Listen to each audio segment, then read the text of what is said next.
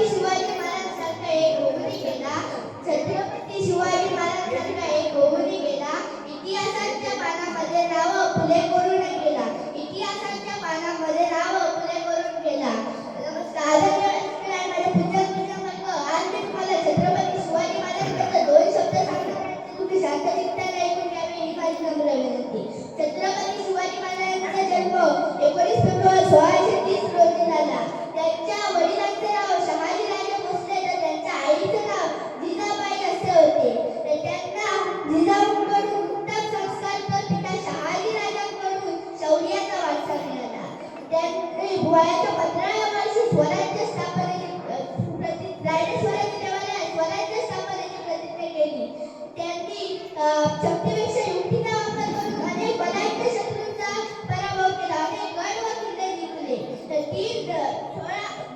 6 जून 16